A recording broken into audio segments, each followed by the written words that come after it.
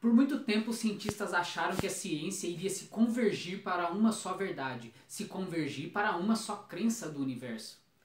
Pois é, isso não aconteceu. E para falar a verdade, isso aconteceu o contrário disso. Pois com a vinda da mecânica quântica, o navio virou um navio das loucas. Agora temos crenças de tudo quanto é tipo. Temos crenças em mundo paralelo, temos crenças que o mundo é uma simulação de um computador, seja lá qual for esse computador. Temos crenças de que o mundo ainda é físico. Temos crenças completamente contraditórias umas a outras para explicar o mesmo experimento. Bem-vindo a Crenças da Mecânica Quântica. Tudo começa com Max Planck, fazendo um modelo quantizado de energia para tentar explicar o espectro de radiação dos corpos negros. E somado também a outros experimentos que fazem essa mesma quantização de energia no mundo, como por exemplo o efeito fotoelétrico de Einstein, eles começam a questionar a própria continuidade do universo. Isso mesmo. As coisas já não são mais contínuas. Todos os fenômenos físicos começam a ser explicados em função de quantas, em função de pacotes de energia quantizados. Tá? Então não existe mais um espectro infinito entre um determinado número e outro. Né? Esse número pode ser de qualquer coisa. Por exemplo, energia. Não existe mais infinitas formas de haver uma energia entre um número e outro. Não existe, porque essa energia tem que vir de forma quantizada. Então existem pacotinhos mínimos de energia que são adicionados ao sistema. E aquele sistema só pode ir daquele valor de energia para aquele próximo valor de energia quantizada.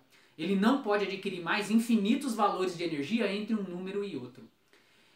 Isso começa a deixar um aspecto meio mágico no universo, porque agora o elétron realmente desaparece de uma órbita e reaparece em outra órbita instantaneamente, sem passar por nenhum caminho intermediário. Sim, essa é uma das crenças da mecânica quântica.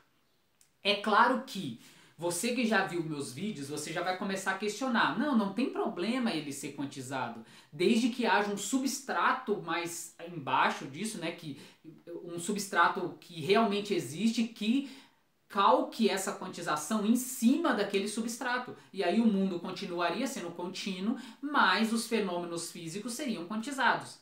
Sim. E aí a gente vai começar então a divergir tudo quanto é tipo de crença na física. Então cada cientista vai ter crenças diferentes. Então terão cientistas que vão acreditar que a realidade última é quantizada. Ou seja, vai ter cientistas que acreditam que a gente chegou na realidade última e que essa realidade última é quantizada. Vão ter cientistas que não acreditam nisso, que são mais realistas e que vão acreditar, não, o mundo continua contínuo, só que a ressonância que existe no substrato fundamental é que vai criar esse aspecto quantizado. E aí então, apesar da gente estar modelando todo o universo em função de um aspecto quantizado, o mundo continua contínuo. E vai ter gente que vai falar que esse substrato é ainda mais misterioso e falar que não existe nada que existente. Então tudo é ondas de probabilidade apenas e no mundo não existe. Sim, temos essa crença na ciência. E agora começou a virar o navio das loucas, porque todo mundo vai ter crenças diferentes para todo mundo para explicar os mesmos experimentos. E aqui nós temos que começar a separar muito bem o modelo da física quântica com as crenças da física quântica. Então o modelo em si, veja que o modelo não fala nada sobre a realidade última. O modelo é simplesmente uma forma de você explicar e entrar em concordância com os experimentos. Tá? E as crenças não, as crenças são como será que a gente pode explicar a realidade em função desse modelo. Ok? Então perceba que o modelo da mecânica quântica é o melhor modelo que a gente já fez em toda a ciência, Tá? As equações quânticas, elas permitem que a gente calcule com uma precisão absurda, diversos fenômenos físicos. Certo? Então você tem lá que você consegue calcular o espectro de absorção e radiação de um determinado material numa precisão absurda. É praticamente um milagre você achar que aquele modelo consegue calcular tantas coisas de ordens tão diferentes. Certo? Então realmente a física quântica é um novo jeito de fazer ciência. É um novo jeito de fazer ciência. Não existe comparação entre a mecânica quântica e nenhuma outra teoria física. Não existe comparação. Tá? O grau de precisão que eles atingem para tudo quanto é tipo de fenômeno, tudo quanto é tipo de fenômeno, é absurdo. É absurdo. No entanto, existe um preço aí para a ciência. Como eu disse, isso transformou a ciência num hospício de crenças.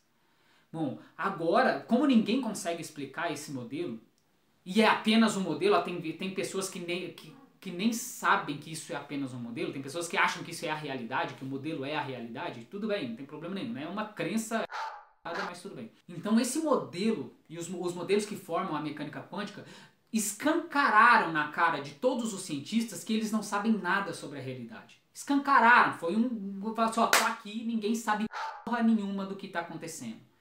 Pronto. Então, isso fez surgir na ciência, isso fez abalar os aspectos científicos, pois agora eles estão recaindo em vários aspectos filosóficos que os filósofos já tinham falado há muito tempo. Então eles estão falando que o mundo agora é mundo de simulação, que é a mesma coisa que falar que o mundo das sombras. Tá? Então Platão já disse isso há muito tempo atrás. Falou que a realidade, tudo que você está enxergando aqui, ó, é apenas, né, sombra do que realmente existe. Nagarjuna já falou há muito tempo atrás que tudo é vacuidade, que não existe. Certo? E a ciência está chegando nisso apenas agora. Tá? Apenas agora eles estão vendo que o mundo é holográfico, então nós vamos explicar o sistema como se fosse tudo holográfico, então não existe existência na holografia em si. Isso, não existe. Tá? Então, mas, enfim, todos os filósofos falaram isso há muito tempo atrás, e só que a física só foi chegar a isso hoje. E agora, como todo mundo está com vergonha disso, então eles começam a tentar tolher essas características. Então a gente tem uma academia atual que tenta tolher isso, que é por meio, por exemplo, lá do cala a boca e calcule.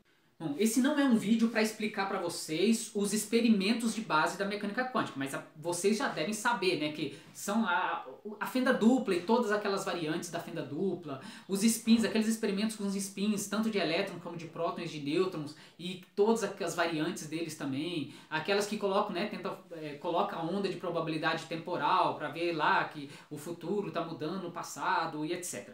Eu não vou explicar isso, esse não é um vídeo para explicar o modelo da mecânica quântica. Esse é um vídeo para explicar as crenças da mecânica quântica, certo? Então, a partir desses experimentos de base, para explicar eles, como por exemplo lá surgiu a equação de onda de Schrödinger. Então o Schrödinger escreveu uma equação de onda que casa muito bem com esses experimentos e que o resultado dele, né, elevado ao quadrado, na verdade nem é elevado ao quadrado, né, porque como é um número complexo, você vai multiplicar pelo conjugado, e aí isso é a mesma coisa que o módulo ao quadrado. Né? Então o módulo ao quadrado da função de onda, ele reflete a probabilidade de uma partícula estar em algum lugar.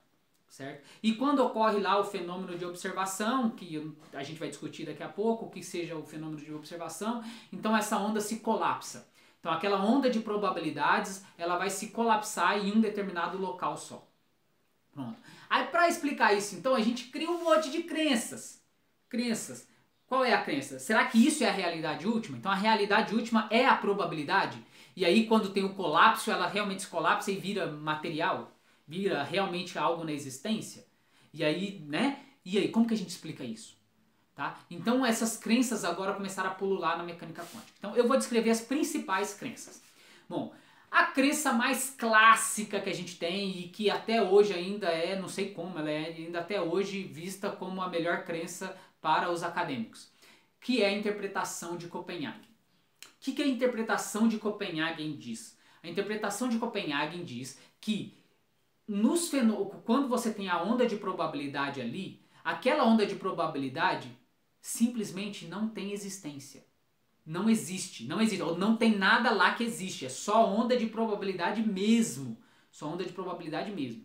No momento em que ocorre o colapsamento daquilo lá, por algum ato de observação, observação não quer dizer ainda consciência, tá? Porque para os físicos observação não tem nada a ver com a consciência.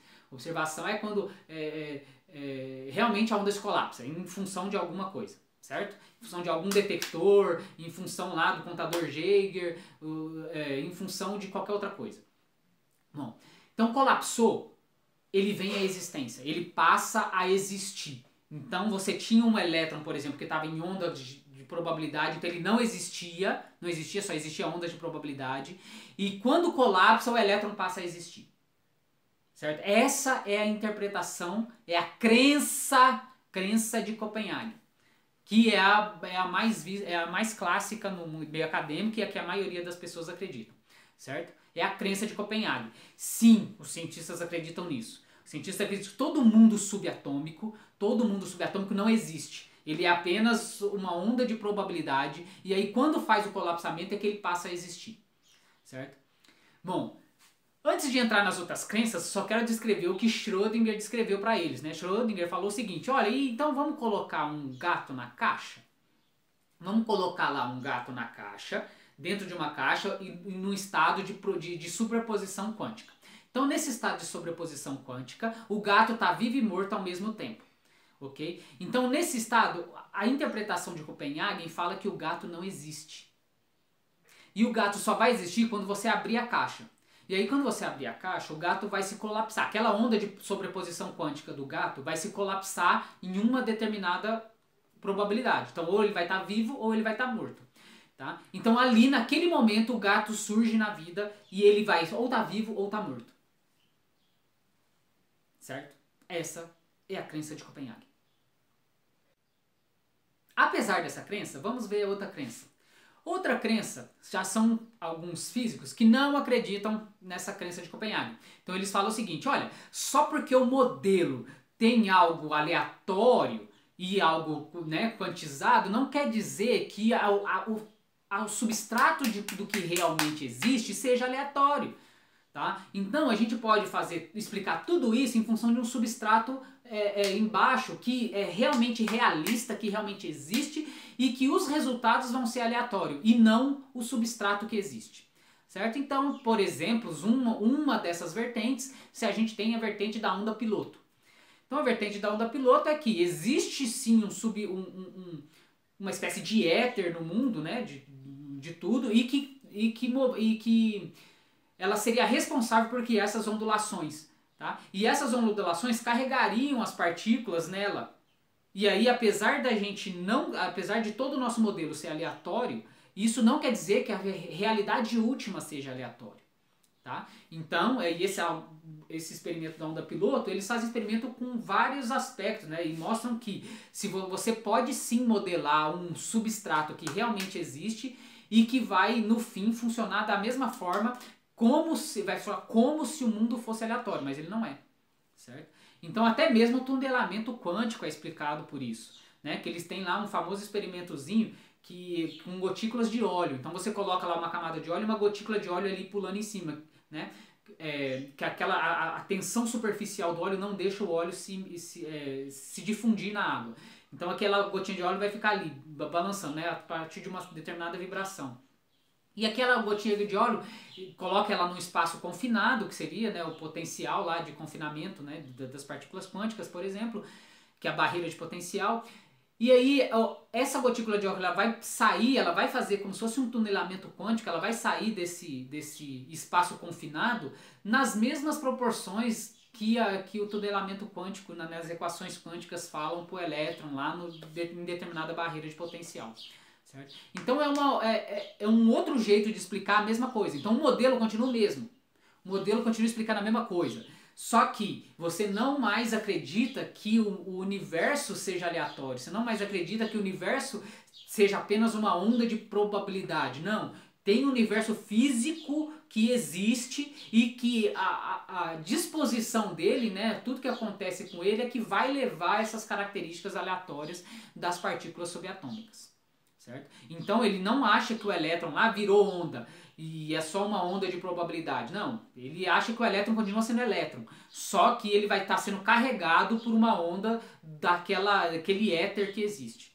Uma outra crença chocante, que muitos físicos acreditam nela, muitos, é de que existem mundos paralelos. Ou seja, quando você explica a probabilidade lá do elétron se colapsar em algum determinado local, na verdade tem físico que acredita que fala o seguinte, olha, toda a probabilidade, né, a probabilidade dele estar em qualquer local é vista como um mundo paralelo. Tá? Então existem. Então aquela probabilidade, aquela onda de probabilidade representa os infinitos mundos paralelos que existem ao nosso. E em cada mundo paralelo, o elétron se colapsou num lugar diferente.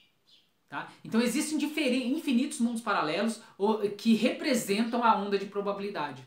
Então nesse caso, perceba que esses físicos eles não acreditam que a onda de probabilidade seja um nada. Não, muito pelo contrário, eles acreditam que a onda de probabilidade representa infinitos universos. Certo? Então isso é uma crença na mecânica quântica. Certo? De alguns físicos, né, da mecânica quântica. Então eles começam então a ter essa crença de que existem esses infinitos mundos paralelos e o colapsamento se dá na verdade o colapsamento se dá em todos os mundos. Só que cada mundo se deu num local diferente. E aí você está seguindo apenas um desses mundos, certo? Então a cada momento da minha vida, por exemplo, está se abrindo infinitas possibilidades de caminho. Tá? E eu vou escolher um caminho só. E eu estou percorrendo apenas um caminho por esses infinitos mundos paralelos que existem. Então eu sou um mundo paralelo dentro desses infinitos que existem, que vão se ramificando para tudo quanto é lado. Ou seja, tudo que pode acontecer, na verdade acontece. Tá? Tudo que pode acontecer, acontece. Beleza? Só que você está experienciando apenas uma linha possível dos acontecimentos. Tá? É muito bonito, uma crença muito bonita, né? E que não muda muita coisa, né, das religiões antigas.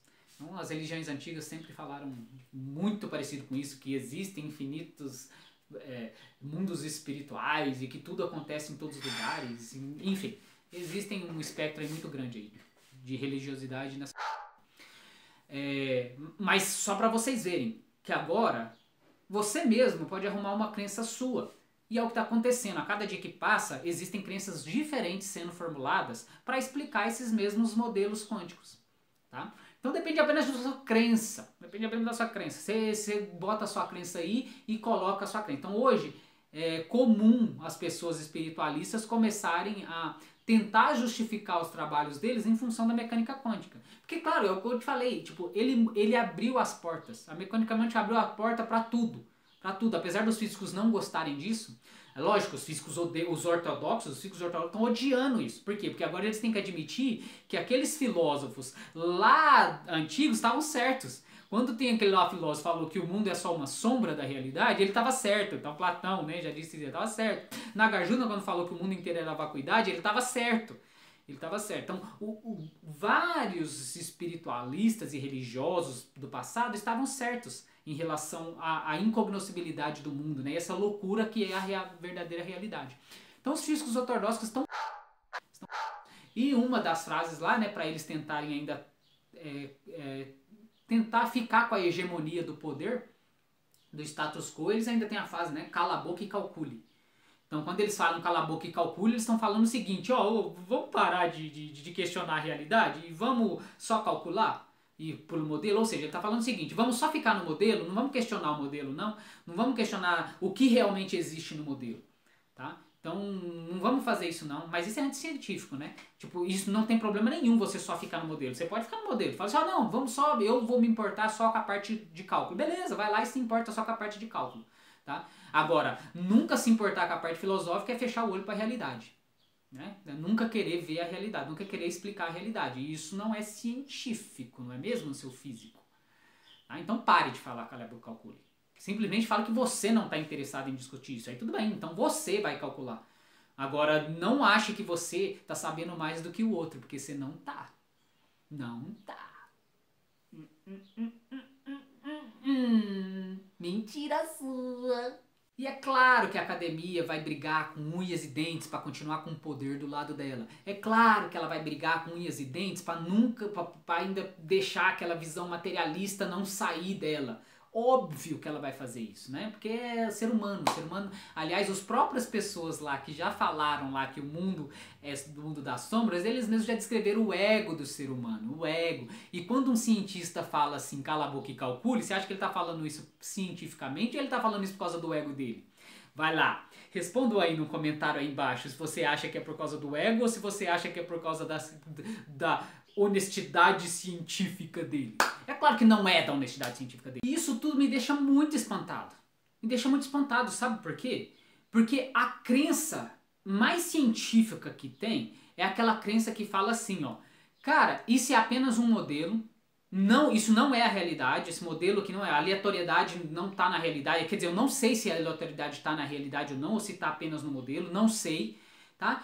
Então eu não sei o que está acontecendo. Então a gente pode ter várias crenças para tentar explicar isso, mas eu realmente não sei o que está acontecendo, certo? Então eu fico me perguntando, por que que essa não é a crença mais divulgada? Que aconteceu com a navalha de Ocão? O que está acontecendo com os cientistas? Sério, sério, o que está acontecendo? Por que você simplesmente não admite que isso é um modelo e você não tem a mínima ideia do que está ocorrendo? Por que ele precisa ficar lutando pela interpretação de Copenhague? Por que você precisa ficar advogando por qualquer outro tipo de interpretação? Não, tipo, porra, admite que é sua crença. Admite que é só crença, né? Porque tem muitos materialistas aí que, quer dizer, nem é materialista, porque um cara que acredita na crença de Copenhague, ele não é materialista. Tipo, ele é um mental só, né? Mas enfim, a crença mais, a coisa mais sensata que a gente poderia falar, que é, não sei, e a realidade é muito mais misteriosa do que parecia ser. Pronto, ao invés de simplesmente falar isso, não. As pessoas ficam aí brigando achando que sabem mecânica quântica. Elas confundem, né, a crença com o modelo. Então o que ela faz? Ela fala assim, ah, se eu não admitir essa crença, quer dizer que eu não sei mecânica quântica.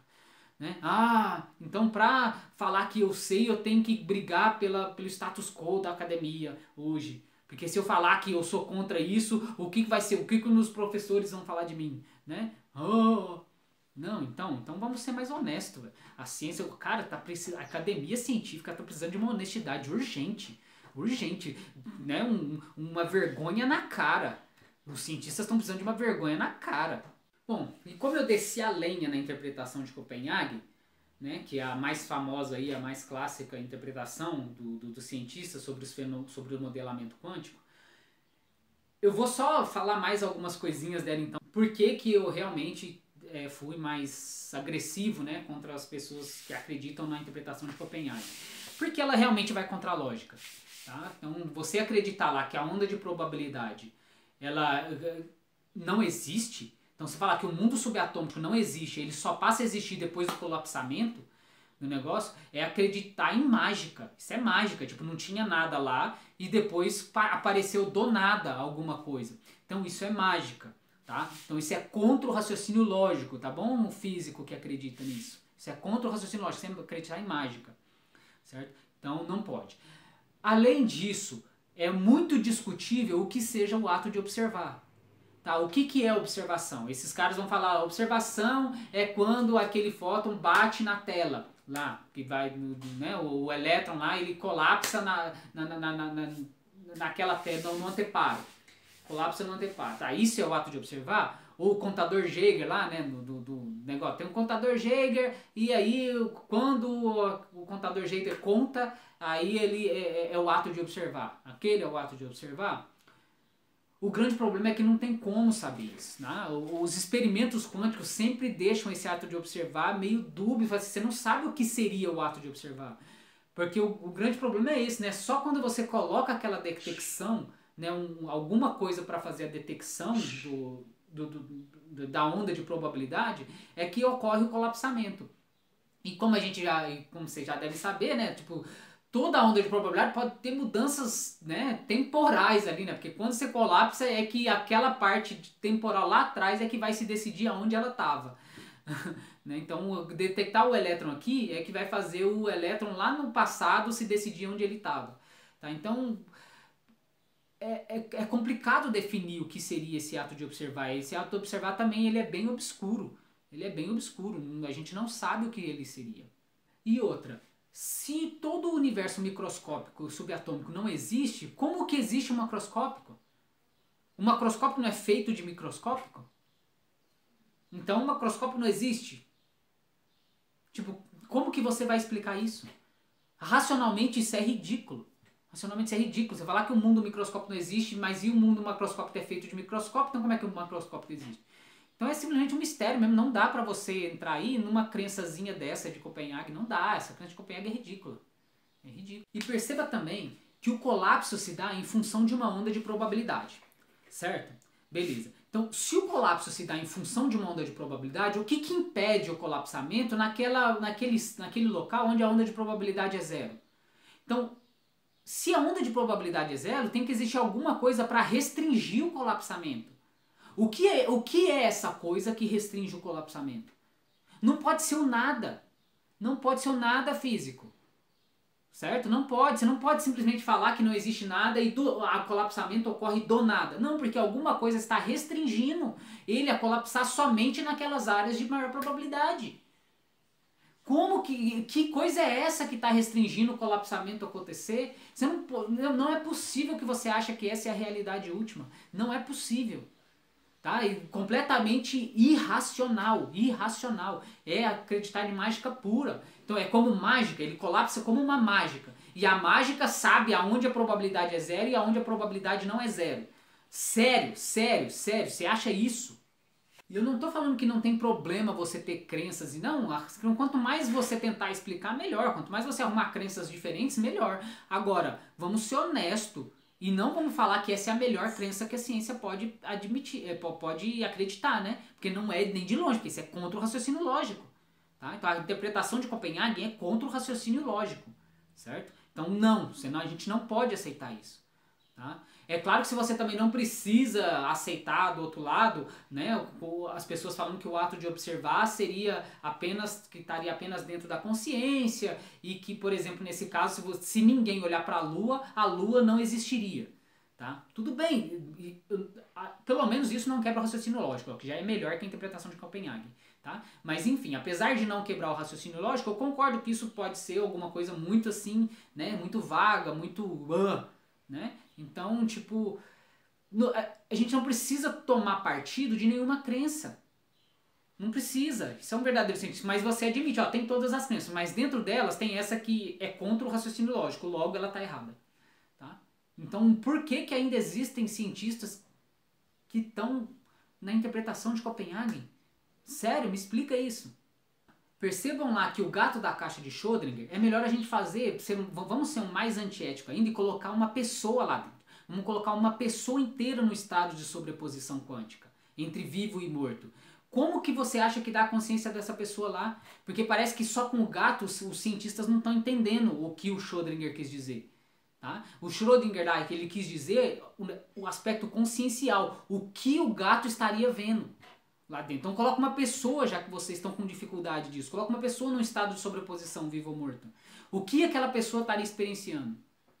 Tá? Aí sim você vai falar assim, não pode ser o nada, né? Não pode ser o nada. Então pode ser mundos paralelos, então existem várias pessoas em todos os mundos paralelos experienciando ao mesmo tempo ali. Então teria um cara vivo e um cara morto ali? Beleza, pode ter. E aí nos dois mundos, né, o que acontecer nos dois mundos depois sempre aconteceu ali, então a pessoa sempre estava, quando abria a caixa e a pessoa estiver viva, ela sempre estava viva. E quando abria a caixa e abria a pessoa morta, ela sempre estava morta naquela realidade. Certo? Então é isso. Então não tem problema. Então tem crenças que são condizentes com o raciocínio lógico, tem crenças que não. E perceba que tudo isso está em concordância com o princípio da incerteza de Heisenberg. Tá? O princípio da incerteza lá, ele está completamente condizente com a incognoscibilidade da substância fundamental que eu já coloquei nos vídeos passados. Por quê? Porque você, ao tentar ver a realidade, você já está modificando a realidade. Então você nunca vai ver a realidade. Nunca. Certo? Você nunca vai conseguir saber o que é a realidade. Então o princípio da incerteza de Heisenberg é exatamente um princípio que prova a incognoscibilidade da substância fundamental, tá? Que a gente já provou nos vídeos passados simplesmente se utilizando de raciocínio lógico. Tá? Se utilizando de raciocínio lógico a gente já provou isso, e o princípio da incerteza está completamente condizente com isso. Ou seja, o próprio ato de observar, ele interfere no fenômeno que você está vendo. Certo? Então, observar alguma coisa já é interferir nela. Então você nunca vai ver a realidade, porque para ver a realidade você já está interferindo nela. E você é feito dela, né? Como a gente já viu. Então, entendeu? O princípio da incerteza já escancara isso. Já escancara. E tem alguns cientistas que acham que o princípio da incerteza corrobora o fato do universo ser aleatório. E não, nada a ver. Não tem nada a ver. Certo? O princípio da incerteza só diz que você não vai saber o que é. Ele não, em nenhum momento, o princípio da incerteza vai dizer que o substrato ali do universo é aleatório. Tá? Ele não está dizendo que o universo é aleatório, ele só está dizendo que o universo é incerto, você não sabe definir, certo? Porque você já você está mudando a própria estrutura da realidade ali, ao fazer observação. Agora, mudar a estrutura da realidade não tem nada a ver com o fato de falar que ela é aleatória, certo? Então lá, quando você tem lá o colapsamento aleatório, não quer dizer nada, o princípio da certeza não fala nada sobre isso. Bom, ou seja, tem alguns também alguns cientistas que estão errados quando eles falam o seguinte, olha, o pulular de partícula lá do vácuo quântico, né? Você tem o vácuo quântico que está a todo momento pululando partículas de tudo quanto é coisa ali, né? Bom, e aí esse pulular é aleatório, tá? Aleatório no nosso modelo. Você não sabe se na realidade última é aleatório ou não. Mas enfim, no nosso modelo, esse pulular de partículas é aleatório. E como esse pulular de partículas ele está intimamente intrincada com o princípio da incerteza, tá? Então você tem lá as grandezas complementares, né? Energia e tempo, né? Se você pegar um tempo muito pequeno, você tem que a incerteza da energia ali é muito grande. Agora, falar que a incerteza da energia é muito grande e por isso vai ter um pulular de partículas ali, né? De energias indo surgindo e sumindo. Esse pulular, apesar de nosso modelo ser aleatório, não fala nada, o princípio da incerteza não fala nada que esse pulular é aleatório. Só fala que é incerto. Tá? É incerto, e é incerto no fato de você nunca saber, porque a realidade mudou, tá? A realidade mudou ali. Então, e não é aleatório, não tem nada a ver com aleatoriedade, tá? Pode ser aleatório? Pode não ser também, tá? Não tem nada a ver com o fato de ser aleatório ou não. E além disso, ainda tem muita coisa aí no princípio da incerteza que que não é explicado. Por exemplo, se você pegar um tempo muito infinitesimal, a incerteza da energia vai ser tão grande, que poderia aparecer do nada uma partícula que tivesse uma massa suficiente para criar um buraco negro, né, ali no local. Então por que isso não ocorre? Isso não ocorre, de alguma forma isso não ocorre. Você pegar, né, porque não está aparecendo buracos negros aí na sua frente. Então isso não ocorre. Então por que isso não ocorre? Não sabe, a gente não sabe. Então o princípio da incerteza ali não entra nesses aspectos. Tá? O princípio da certeza só diz que é incerto, mas ele não fala que é aleatório e não fala que vai existir o pulular. Para acabar com isso, era só você ver meu vídeo que mostra que a medição é apenas uma comparação, tá? E não é a medição da realidade. Nenhuma medição mede algo da realidade. Toda medição é uma comparação. Então, quando você está lá medindo a localização ou medindo o momento de uma partícula, você só está comparando aquele aspecto em função de outros aspectos. Tá? Não existe uma medição no termo pragmático da palavra. Olhe meu vídeo lá, isso vai deixar isso escancarado para você. Escancarado de que o princípio da certeza não tem nada a ver com isso. E para finalizar essa discussão e mostrar o quanto a gente está chegando nos mesmos princípios que os religiosos já falaram anteriormente, é só a gente ver que hoje a explicação dos fenômenos quânticos, eles estão sendo explicados em função de um campo quântico. Ou seja, todas as partículas que existem, elas não existem. Tá? Todas as partículas da física elas são vistas como oscilações ou perturbações num campo quântico. E aí você fala, o que seria esse campo quântico? Esse campo quântico é algo infinito? É, porque ele está em todo o espaço e ele é infinito. Esse campo quântico pode ter sido destruído em algum tempo? Não, porque o campo quântico ele não é destruído, ele não surgiu do nada e nem desapareceu do nada, ele sempre existiu. Então o campo quântico é eterno. O campo quântico ele pode ser divisível? Não, porque o campo quântico é o que está em tudo, ele não é divisível, ele está em todos os lugares ao mesmo tempo. Certo? Apesar de as perturbações serem quantizadas. Então as perturbações que existem no campo quântico é quantizada, mas o campo quântico não é quantizado. Certo? Então o campo quântico ele é único e indivisível. Tá? Ele é indivisível. Único não, né? A gente ainda não chegou que ele é único, mas enfim, ele é indivisível. E só falta para ele ter aquelas características da substância fundamental que a gente já tirou lá no início, no vídeo 1, a gente fez no vídeo 1, a gente já tirou as características da substância fundamental, ele é também único. Por quê? Porque daí, na verdade, você vai ter que explicar eletromagnetismo em função de um campo quântico eletromagnético, né? A gravidade em função de um campo quântico relacionado aos aspectos gravitacionais, mas no final, como um interfere no outro, você vai ter que, na verdade, o campo lá das cargas elétricas vai ter que ser o mesmo campo que o campo das massas. Então, no fim, você tem um campo quântico só resultante. Tá? E esse campo quântico resultante de todas as partículas, você pede um modelo padrão da física, cada tipo de partícula, né, aquele conjunto, cada conjunto de partículas do mesmo tipo, do modelo padrão, eles vão ser representados por um campo quântico. Só que no final é óbvio que você vai ter que falar que, na verdade, todos os campos quânticos vão estar meio que misturados em um campo quântico só. Tá? Então existiria um único campo quântico resultante daquilo. E isso seria o quê? A substância fundamental. Tá? Olha só, a gente já tirou lá no vídeo 1, assista o vídeo 1, que a gente tirou que a substância fundamental é única, indivisível, infinita e eterna. O que o campo quântico é? Único, indivisível, infinito e eterno. E ninguém sabe explicar o que é o campo quântico. Ou seja, será que a física está chegando na substância fundamental? É o que a gente explicou lá no vídeo 1. Ou seja, eles estão chegando na mesma coisa que os religiosos e alguns filósofos e ocultistas já tinham falado há muito tempo atrás. Eles já tinham dado essa definição do campo quântico há muito tempo atrás. Certo? Há muito tempo atrás. Só não enxerga quem não quer enxergar. Certo? Só não enxerga quem não quer enxergar.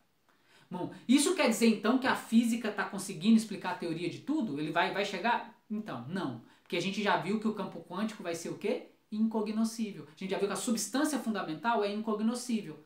Tá? Então a gente já viu, vai lá, vídeo 1. Né? O incognoscibilidade eu acho que é vídeo 2 ou 3, sei lá. Bom, e lá no iniciozinho dos nossos vídeos. Então percebam, e na próxima aula, então, eu vou mostrar as falácias, de acreditar que a ciência está chegando na teoria de tudo. Então, até lá.